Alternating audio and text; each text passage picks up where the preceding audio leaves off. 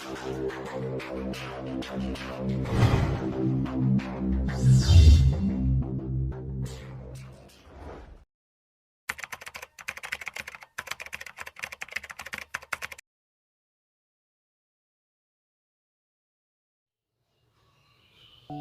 friends, I'm glad to meet you once again. This is our seventh video, and our topic is Biden, Paris Pact, and the Sphinx, SPHINX. Friends, let me first of all wish you all a happy new year. Let us take this opportunity to congratulate Biden because he has become the new president of America, because he has become our beloved global leader, and we are happy to congratulate him on the occasion of the new year.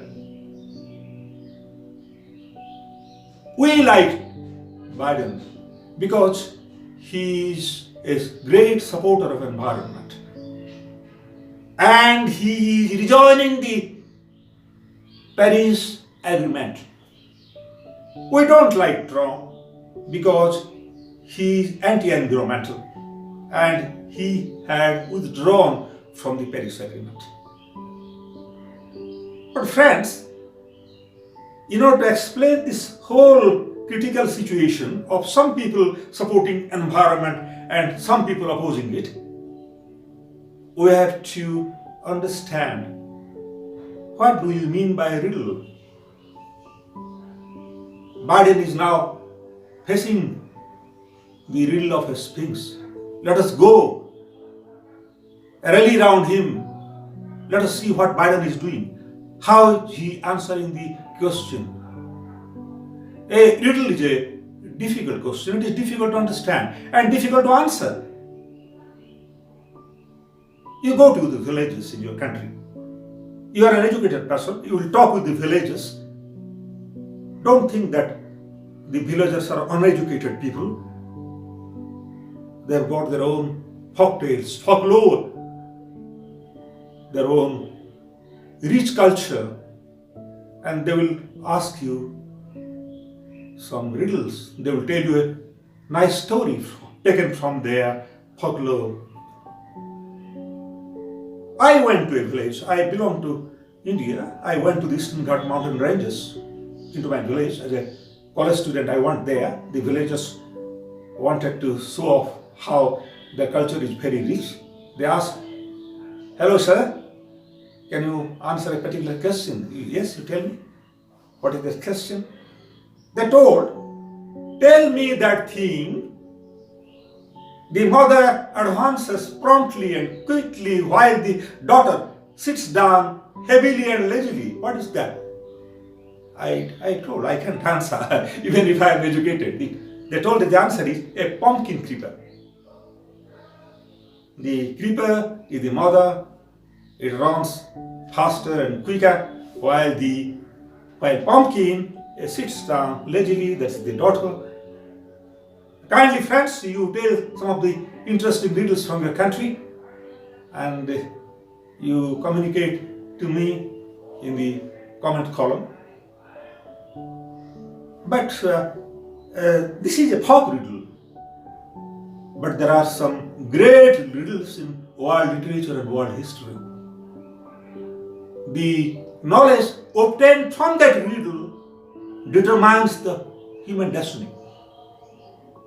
One such riddle that we find in world history and literature is a sphinx asking that riddle to the Greek hero Oedipus.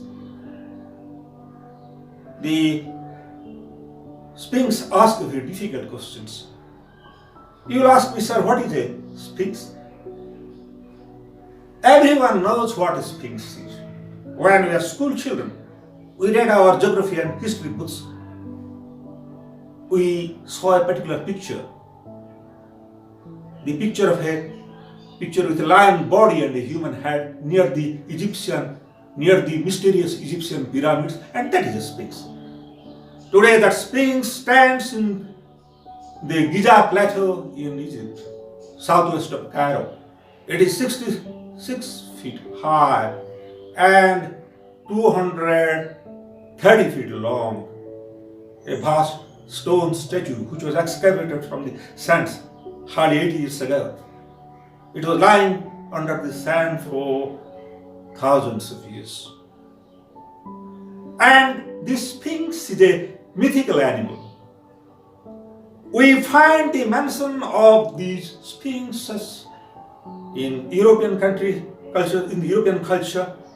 in Southeast Asia, in Asia, and in Egypt. One such sphinx asked a difficult question to Oedipus. Oh, Oedipus, I shall kill you if you don't answer my question. If you answer my question, I shall disappear from the scene. I won't trouble you. Answer my question.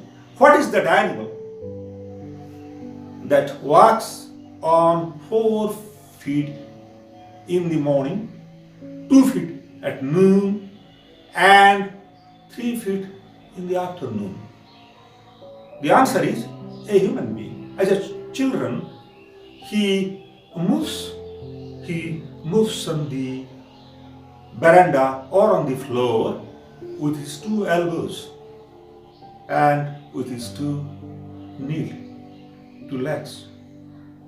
But at noon, he becomes an adult person and he walks on 2 legs. When old age, he walks with 2 legs. His backbone is bent and he walks with the help of a stick. So 3 legs, with 3 legs, human being walk. That's the answer. And that comes to death.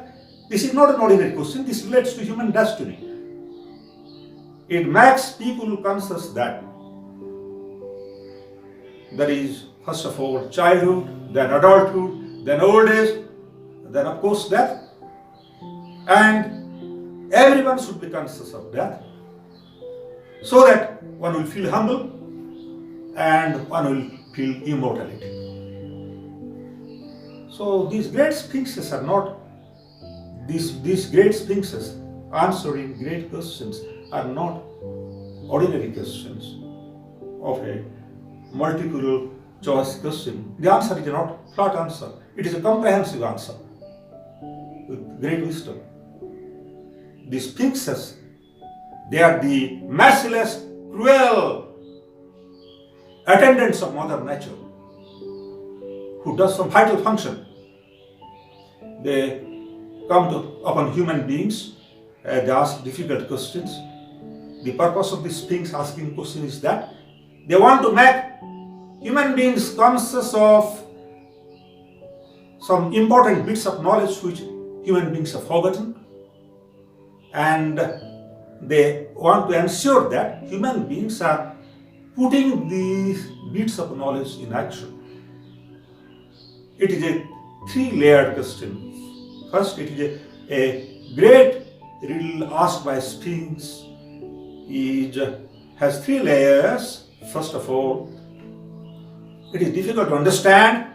Second, it is difficult to answer. Third, the knowledge obtained from the riddle is difficult to protect. Now, Biden is caught in a dramatic situation. A Sphinx is asking Biden a question. Let us go and surround Biden. Let us come to his rescue if necessary. But we are sure Biden will do well because he's not an adamant, he's not an arrogant person, he's a humble person. He's a man with a great deal of experience. Biden is asked that question. Let us see how he's answering. What question does the Sphinx ask Biden? The Sphinx, which has got a lion's body and a human head, which is the attendant of Mother Nature. And Biden is asked a particular question. The Sphinx asks, "Oh Biden, now you are the President of America. You are not only the President of America first citizen of America, you are the first citizen of the globe, both by virtue of your position and both by virtue of your worthy qualities. I am a bit lenient to you because I have heard everything from Mother Nature, who is omniscient, omnipresent, and omnipotent. I have heard that you have come from a humble family. You are a laborer's son, you have led a low carbon life, and of course you face certain tragic situation in your family life. Your first wife is dead, her daughter was dead. For 5 years you became a widower, married after 5 years, but you took shelter in the lap of Mother Nature. You worshipped Mother Nature.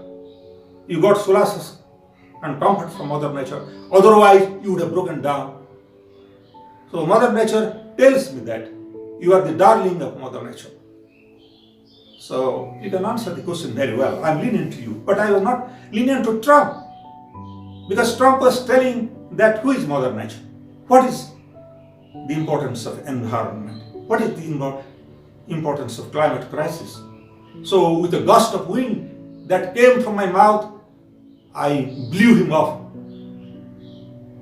He has fallen down in a different land. You find him where he had fallen. Dear friends, Biden, you can answer the question. My question is, please tell me that thing you strike hard with a stick. That stick splits. The whole thing creates a long and deep gap, but after a few seconds, that gap is no more. What is that? It is a very difficult question, but an answer. Yes, sir, it is me. It is Joe Biden himself. It is Joe Biden's experience. I am a uniter. I am not a divider. I am a healer. Trump is a divider. He divided the American community. He divided the whole world. But I am going to unite the whole world. You take a stick and strike hard at a water body. The water splits for a few seconds. Automatically, there is no split at all. My personality is like that. I am full of reverence for you because you are the attendant of Mother Nature. I have got comfort and solace in the lap of Mother Nature. Otherwise, I would have become a different person. I would have become broken down. My mother is Mother Nature. So you'll be lenient to me. But I'll explain to you the answer in greater detail. And I'm rejoining the Paris climate fact so that Mother Nature can be protected. Mother Nature will be all right if there will be no global warming. Global warming, if there will be a lot of carbon dioxide emissions, there will be global warming. The Paris Agreement was passed in 2015 December, and it told that humanity, people of all the countries must bring down carbon emissions level. It is now 40 billion tons a year. It should come down to 37 next year, billion ton, then 34 billion ton next after that year. In this way, it will come down, reduction, so that there won't be global warming. And Trump withdrew from it, but I will once again rejoin it. Otherwise, the moral of the people will not be uplifted. I want to keep up the moral of the people of all the countries. Then, all right, I'm happy with you. This being said, but I'm not going disappearing with you. You have to get it in action. How can you get it in action? Let's try. That is very important. It is a three-layered question. First of all, it's difficult to understand. Second, difficult to answer. Third, the knowledge obtained from the riddle must be practiced. So what is your plan? You ask your people, you ask your experts, researchers. I'm giving you time. My time is not 3 to 4 minutes till the question is answered. Mine is ecological time. Mine is a mythical time. I will stay here for 2 or 3 years. After 6 months, I will finish. But I must see the trend of the work. You have rejoined it. Rejoined the Paris Agreement. That's good. But you ask your experts. So we all experts, researchers, people, Because Biden is not the leader of America, he is the leader of the whole globe by virtue of his position, by virtue of his top grade personality. How can it be achieved? We gave some feedbacks to Biden, all the people, because that was relating to common human destiny. First thing we told that China, Japan, Germany, all countries are telling that we will bring down carbon emissions in 2050, 2060. It is of no use. Because scientists are telling that the world will have all the tipping points on account of global warming. It will reach 1.5 degree above industrial level in 2026. All people will die. So it is impossible. You will die in 2026 and you will have carbon emissions in 2050. You have different steps in 2050. You cannot take steps after you have already died. Impossible. Second point is that, let me tell the Indian point of view. Our prime ministers, our chief ministers, people of all the parties, they are cutting down millions of trees in order to make way for coal mines, while widening highways. They are telling that we are doing a development work. No. Oh, India people, the National Forest Act says that there should be 33% forest cover. But satellite imagery says that there is 20% forest cover. If you want to development work, first of all, there should be 35% forest cover. Then cut down 2%, make it 33%, and do the development work. But not doing that, you cannot do the development work. You have signed the Paris Agreement, but actually, in practice, you have not signed the Paris Agreement. And third point is that, oh friends, our world is leading towards desertification because of pesticides, because of chemical fertilizer. The earthworms are dying. Now insect population is reducing 2% by 2% every month, every year. So there can be pollination. If there will be global warming, the soil cannot retain moisture. It will become a desert. Sharon Burrow, Madam Sharon Burrow, the Secretary of International Trade Union Confederation has said, there is no job on a dead planet. And his organization tells that zero carbon, zero poverty. Zero poverty means there will be a full employment society. So what is the system change that you will do? That is a very difficult question. Oh, Biden sir, you ask your different experts, but my point is that the system change will be that there will be environmental democracy. Environmental democracy means all the unemployed youth, they should read environmental studies. They will join different political parties and form the environmental wing. And the environmental lobby, which is constituted of all the environmental wings of all the political parties, will be so powerful that any government coming into power cannot resist it. And they are bound to do good environmental actions. Number one. Number two,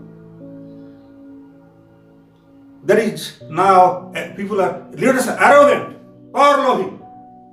They are trying to put the former prime ministers, former governors, chief ministers into jail by bringing lawsuits against them. That's not good. No politician should be arrested, despite it. At least, if he has done a very bad thing, he should be put under house arrest. Half of the money will be confiscated. Suppose he has got $10 billion black money, $5 billion should be used for plantation, for constructing wind farms and solar farms, and those people from their houses will visit those places, supervise those places. And our protesters, environmental protesters, my words to them, a few words to them, let them tell that concentrate on 2 or 3 steps, not 10 steps at a time. First, let there be liquid hydrogen plants. There is one liquid hydrogen plant off the shore of Netherlands. North to 4,000 megawatts to be generated from the wind farm. And And near the wind farm, water will be broken by electrolysis to oxygen and hydrogen. That hydrogen will liquefy. That will help as petrol, diesel. You are striking that shouldn't be fossil fuel. It is meaningless. If you strike now and stop it, then all your assistants, all your members will go to the petrol tank, strike against the government. How can I motorcycle run? How can I vehicles run?